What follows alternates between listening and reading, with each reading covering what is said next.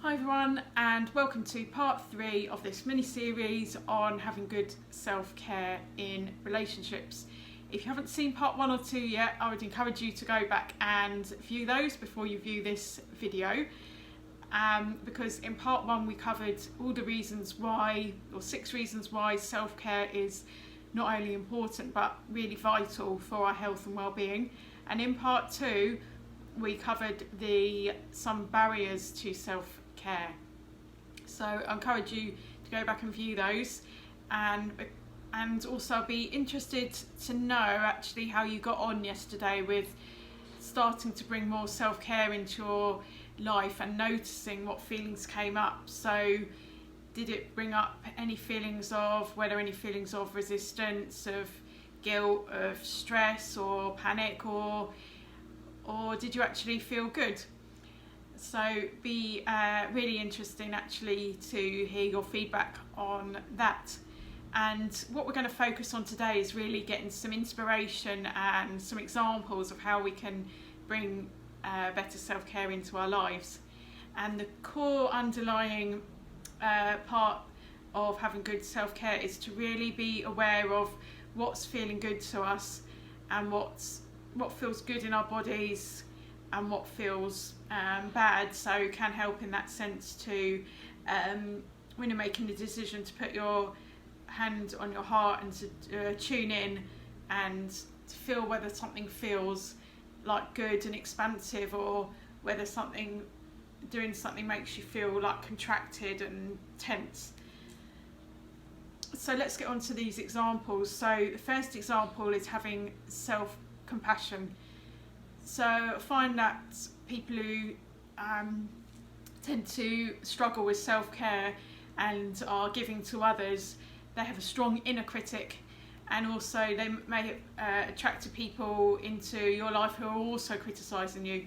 So we have to, in a sense, become our own cheerleaders and really be gentle with ourselves and encourage ourselves, tell ourselves when we're doing well. So the second example of good self-care is if you feel stuck, you're not sure whether to say yes or no, is to ask for more time so that you're then able to give an answer which is really in alignment with your values and feels good to you. The third example is to be able to say no to something if it doesn't feel in alignment with your values and where you're going in your life, or doesn't feel like it's going to nourish you, because it can actually be quite difficult to say no to things if you've been used to saying yes to a lot of things.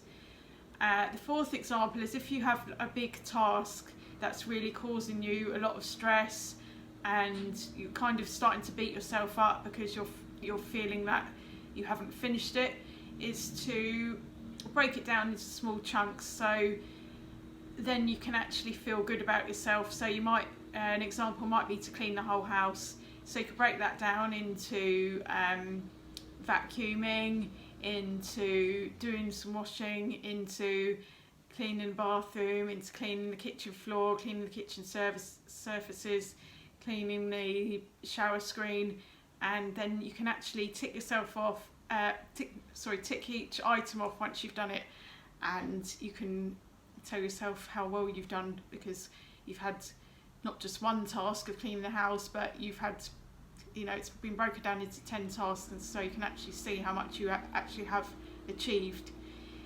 Fifth example is actually to take the time to actually cook something that you really enjoy, and I believe that body responds well when it's actually eating something that it's really enjoying eating, but that also feels healthy and nourishing. So it's coming up with an idea. My personal favourite is gnocchi. I really like those Italian pasta, potato balls.